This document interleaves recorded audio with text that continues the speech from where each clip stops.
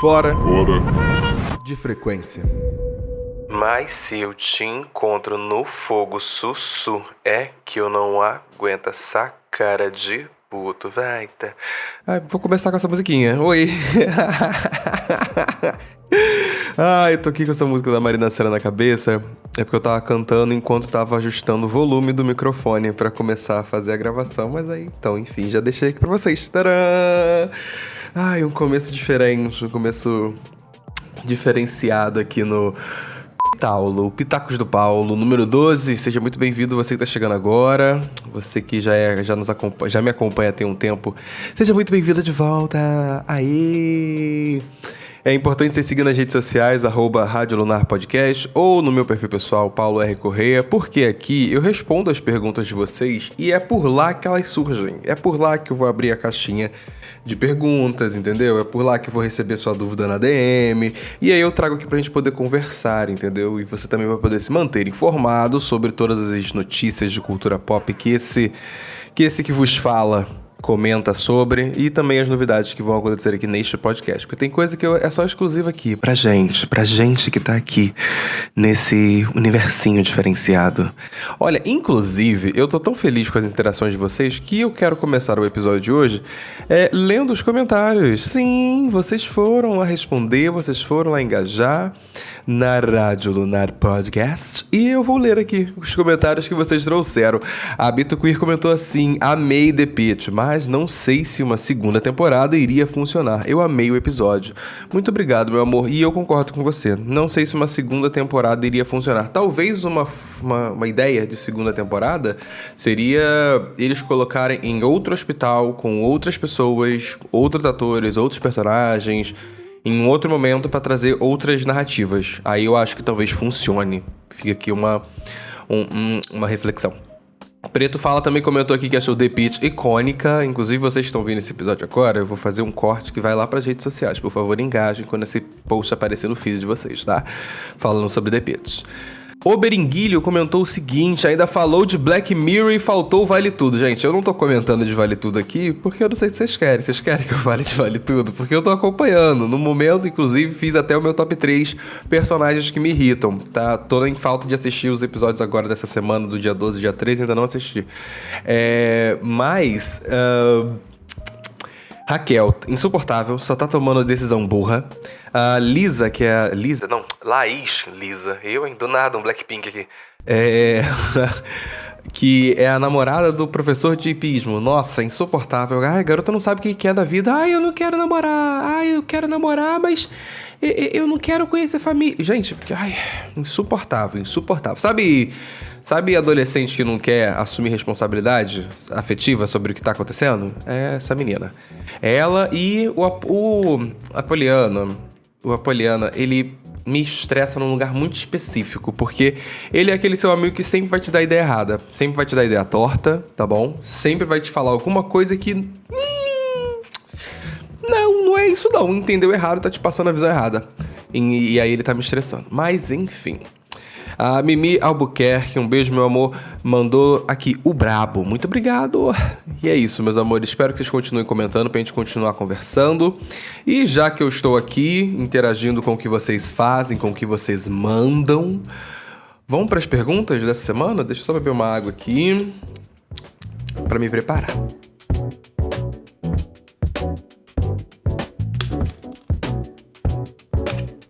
Lembrando que as perguntas que vocês mandam aqui, eu sempre trago elas de maneira anônima, até que você me fale o contrário, que você queira ser identificado.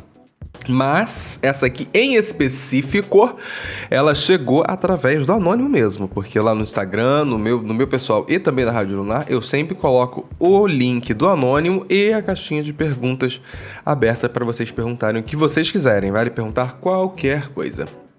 Essa aqui a pessoa foi filosófica. Vamos lá. A gente diz que não merecemos migalhas e nunca vem o que a gente merece. Será que o que merecemos são migalhas de fato? Não. Nunca. Nunca. É um pensamento muito preocupante, muito de se reduzir, sabe? De achar que você merece o mínimo só porque em alguns momentos da sua vida você se deparou com o mínimo, né? Eu acho que isso é um pensamento extremamente autodestrutivo, né? De você ficar se imaginando, se tendo essa perspectiva redutiva sobre você, né? Redutiva? Existe essa palavra pra falar assim? Ah, eu não sei, gente.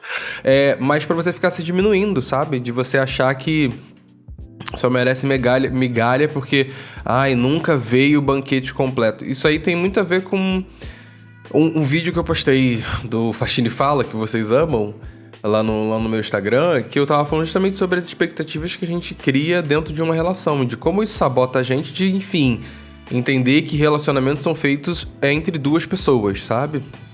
Então, ela tá chegando com as questões e expectativas dela e você também tá chegando com as suas, mas é pra construir uma relação. Então, não adianta muito ficar só nas expectativas, só no que você quer e não olhar pra relação, não olhar pro outro e entender o que vocês juntos vão criar para fazer aquele relacionamento acontecer, sabe? Então, me soa um pouco nesse lugar. É pra gente ter paciência. Durante muito tempo eu achei que eu fosse ser o tio dos gatos. Eu tive essa fase na minha vida, assim, de passar, sei lá, 8 anos sem estar namorando com alguém e achar que, puta merda, fudeu, não sobrei pra titio. E às vezes bate esse desespero mesmo, porque justamente a gente passa por relações e situações em que a gente acha que tá recebendo o mínimo e acaba se iludindo com aquilo e fica por ali, mas depois entende que não. O meu pensamento é esse, que às vezes não é sobre estar recebendo migalhas, né? Merecer. Ninguém merece migalha, tá? Pra começo de conversa, ninguém merece migalha. Mas às vezes o que pro outro está parecendo que ele está te entregando um banquete, talvez pra você não seja. E se for o caso, é uma situação ali de conversa, né? Falar pra pessoa assim, olha só, você tá me oferecendo isso aqui, você pode achar que é um banquete, mas para mim não é. E aí? Vamos mudar um pouquinho, o que a gente vai fazer, vamos continuar, vamos terminar por aqui, eu baixo minhas expectativas um pouquinho, você melhora a sua entrega de alguma forma. É uma conversa pra entender o que vai ser feito, né? Mas, toma cuidado com esse tipo de pensamento, tá bom? Um beijo. A outra pergunta aqui é bem simples. Ai, chinelo descalço. Descalço. Eu adoro ficar descalço dentro de casa, gente. Adoro. Amo. Não fico em São Paulo porque, enfim, São Paulo é uma cidade que, ainda mais eu que moro no centro de São Paulo, é uma casa que suja muito rápido. Então, assim, fica um pouco difícil de ficar descalço por lá. Mas eu adoro, por exemplo, ficar de meia. Por isso que eu fico sempre muito de meia quando eu tô em São Paulo. Aproveitar que é mais friozinho, aí eu coloco uma meia pra ficar descalço. Mas eu adoro ficar descalço, gente. Não gosto muito de ficar de chinelo, não. É isso. A pergunta da pessoa foi essa. Eu falei, gente, pode perguntar qualquer coisa. A gente responde. Não tem problema. Olha, eu pensei muito se eu iria falar sobre esse assunto, se eu não iria falar sobre esse assunto, mas eu quero colocar um parênteses aqui pra quem me escuta, pra quem me segue, pra quem me conhece.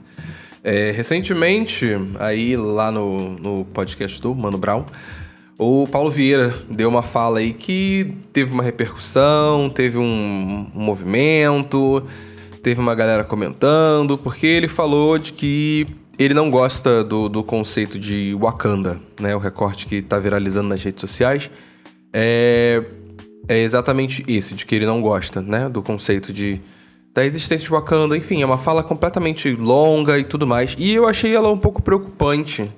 Abrindo meu coração de verdade com vocês agora. Eu adoro o Paulo Vieira, adoro o trabalho dele, de verdade. Assisto tudo que ele faz, tudo que ele tá, eu quero consumir, quero conhecer de alguma maneira. Mas, infelizmente, essa fala me deixou um pouco triste, porque eu entendo a reclamação dele, da gente ter consumo consciente com relação a todos os conteúdos que a gente faz, sabe? De entender os recortes e de onde vem aquela história, aquele material que a gente está consumindo, né? Você ter noção disso, concordo, entendo, acho válido, você tem que realmente ser consciente sobre isso, mas eu fico muito preocupado quando começam a surgir esses discursos querendo reduzir peças culturais diaspóricas por elas serem de outros países. É meio que você falar que só porque é dos Estados Unidos e representa África, é um viés colonizador, e estando lá, os pretos de lá não veem a gente da mesma maneira, porque nós somos latinos. eu entendo toda essa problemática, mas fica essa questão pra mim. É uma peça cultural tem que ser invalidada por causa disso? Me soa também meio elitista no lugar de ser um material que chega às vezes no cinema de uma pessoa que é do interior e não tem direito e não tem condições financeiras, muito menos de procurar ou pagar, sei lá, que seja um VPN no computador dela para ela poder assistir uma produção que seja de fato africana, vamos colocar dessa forma, sabe? Invalidar esse lugar, não te tirar da perspectiva cultural que aquilo tem na construção de ideais sociais, sabe? Ideologias sociais. Não no sentido de que, ai meu Deus do céu, os Estados Unidos aqui, eles têm que dominar tudo e todas as narrativas. Não! Mas é uma produção que te apresenta um conceito que você entende, absorve, usa o termo para fazer referência a lugares dos quais você se sente pertencente. Falando, no caso aqui, por exemplo, as pessoas hoje em dia, é uma coisa que acontece comigo diversas vezes na rua, de eu estar andando, de eu estar conversando com alguém, ou de repente eu ver uma outra pessoa preta no estabelecimento, que eu ver outra pessoa preta na rua, e ela me fazer o símbolo de Wakanda. Aquilo ali é falar assim, aquilo ali é uma coisa americanizada. Não, aquilo ali criou-se um símbolo pra gente de identificação e pertencimento. Não é só porque é americano que eu tenho que virar as costas e ignorar aquela narrativa. Eu fico preocupado com isso. Não tô dizendo que o Paulo Vieira falou que a gente tem que ignorar, e abominem Pantera Negra e Wakanda. Aquilo ali era muito mais sobre a opinião dele, mas eu acho que é um discurso preocupante por causa disso. Qual a perspectiva que ele gera para outras pessoas pretas que estão consumindo aquilo? É a mesma coisa que você dizer para mim que eu não posso consumir, por exemplo, nenhuma série produzida pela Micaela Coel, que é, enfim, uma comediante, escritora e diretora maravilhosa, britânica. Só porque ela é britânica eu não posso consumir as produções que ela cria, as séries que ela faz, que geram extrema identificação com pessoas da minha geração, por exemplo, pessoas pretas que consomem cultura pop. Eu não tenho que desconsiderar, sabe? Tipo, I May Destroy You, que foi literalmente uma das melhores séries de 2020.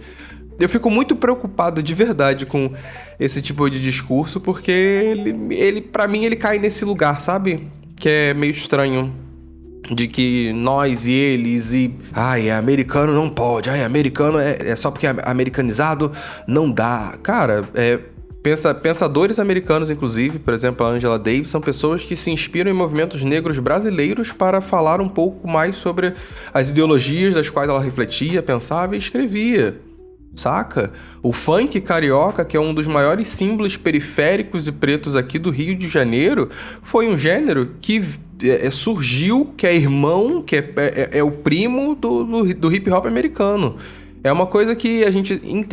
O importante que eu acho de refletir sobre a fala do Paulo Vieira é isso, é de ser consciente com o conteúdo que você consome, mas em nenhum momento invalidar aquilo só porque ele é de um preto de outro país. É preocupante quando se falando de arte, você flertar com esse lugar desse discurso de pretos de lá, pretos de cá e tudo mais. Acho que isso pode distorcer a visão de algumas pessoas que são pretas e que, a partir desses conteúdos, geram produções pessoais, identificações pessoais sobre o que é negritude, constroem a partir daí uma consciência para, por assim dizer, se expandir e pesquisar mais sobre para criar seu próprio conteúdo. Aqui eu tô descrevendo literalmente a história do funk brasileiro, que é o símbolo de identificação de muitas pessoas pretas por aí. Então, é você achar que só porque curvas são feitas para se chegar num ponto final, isso as torna menor. Eu entendo a importância de ter uma bagagem brasileira sobre negritude, mas me soa pouco afrofuturista, já que é um movimento do qual a gente que fala um pouco de Wakanda e que também fala sobre imaginar nossos futuros, para além de perspectivas brancas. Eu penso que é muito contra-afrofuturista você partir do princípio de que você não deve consumir essas outras curvas que chegam em África. essas outras produções que chegam em África. Sim, tem que consumir o que vem de lá com toda certeza. Sim, tem que consumir sim o que é do Brasil. E o problema da fala do Paulo é que às vezes parece e faz parecer e soa para muita gente de que essas outras narrativas que fazem essas curvas são esvaziadas de símbolos, significados, propósitos e possibilidades de expansão. Meio que isso fica na minha cabeça. Eu acho que eu poderia ficar conversando por horas aqui sobre essa pauta, mas já dei aqui minhas míseras opiniões sobre o assunto. Agora vamos falar de outra coisa, tá? Vamos falar de outra coisa.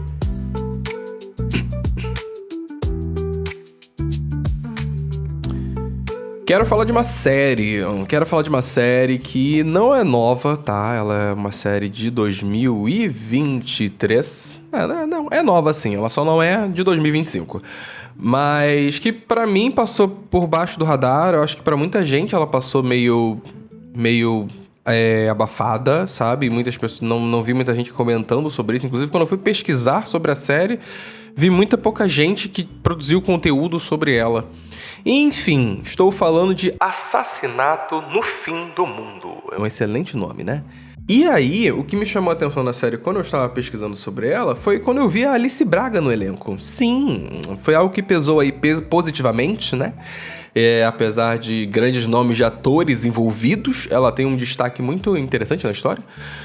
E aí me chamou a atenção dela estar lá. Só uma breve sinopse sobre o que fala essa série. Você já parou pra pensar como seria o retiro de luxo tecnológico no meio do nada, cercado de pessoas inteligentíssimas, brilhantes e, de repente, assim, um assassinato?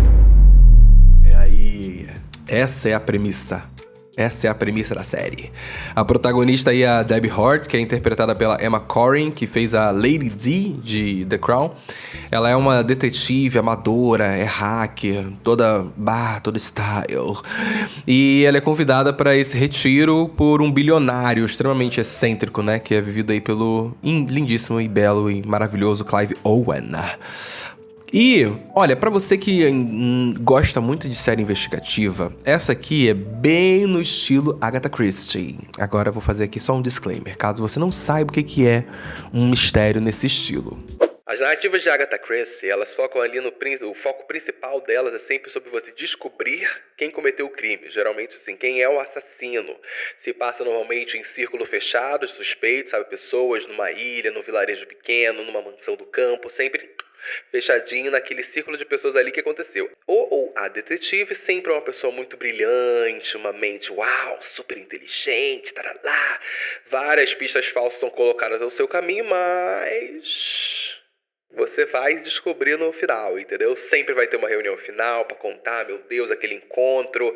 E, obviamente, múltiplos suspeitos e motivos e segredos, várias deduções. Eu acho que o Assassinato no Expresso Oriente é um bom exemplo disso. Morte no Nilo é um excelente exemplo disso. E dos que eu consigo lembrar são só esses mesmo.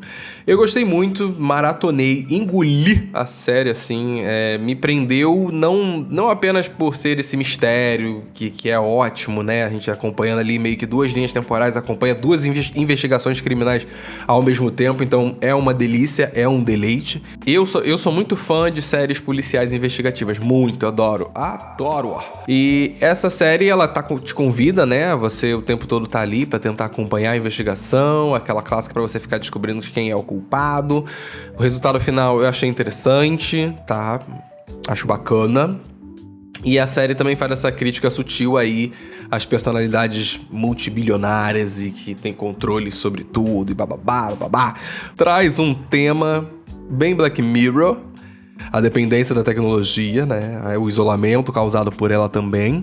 Mas um subtexto que eu amei de verdade foi o do relacionamento da Debbie, que é a protagonista, né? Da maior dificuldade que ela tem, da maior dificuldade da vida dela, que apesar dela ser uma hacker super foda, tá super conectada com o mundo e com fóruns e com pessoas, e aí talvez a sua criação, né, sua família ali, né, sua criação tenha sido um tanto quanto fria, ensinou a ela a ler os mortos, mas não a se expressar e entender os vivos. O maior problema da nossa protagonista é comunicação. E isso é uma coisa que percorre toda a temática da série, quando você para pra pensar na perspectiva de que eles estão isolados, sem comunicação com o mundo, eles são pessoas que trabalham com comunicação.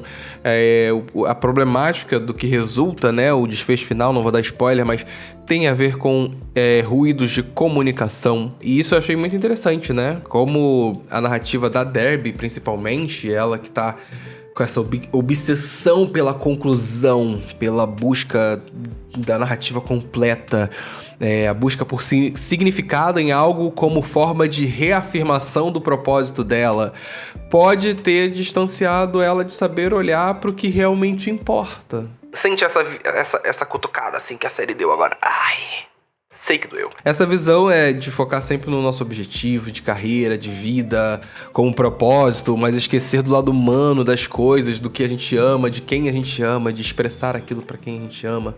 Tem umas reflexões assim, tem umas reflexões boas assim no meio da série. Acho que vale a pena. São só 7 episódios, é bem tranquilinha, bem curtinha. Maravilhosa, adorei o elenco. Quando eu vi que era dos produtores daquela série The Away, acho que foi essa, The Away, que era da Netflix, enfim, eu fiquei um pouco preocupado. Não vou mentir, tá bom? Porque eu não gosto muito de The Away não, tá? Não gosto muito de The Away não. Não foi uma série que me pegou, mas enfim, achava muito esquisita, vou ser bem sincero. Mas o escritor aqui, no caso, ele arrasou, fez uma história fechadinha, entregue, pensou só nessa temporada e tá concluída e tá ótimo. Se quiser escrever uma segunda temporada que não seja com... pode ser com a mesma protagonista, né? Nesse sentido de, um novo caso para Derby. Mas eu acho que tem que ser em outro lugar, outro canto, outras pessoas, outro fim do mundo, sacou? Mas me conta aí, você já assistiu um Assassinato no Fim do Mundo? O que você achou? Me diz aí nos comentários do @Rádio Lunar Podcast ou aqui no meu perfil pessoal, Paulo R. Correia. E a gente vai bater um papo sobre isso.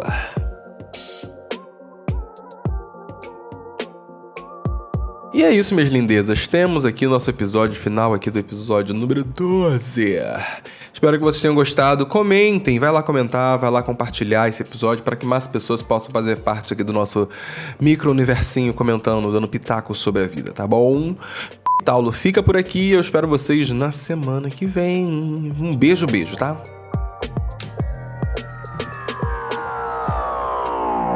E você escutou mais um episódio produzido pela Rádio Lunar.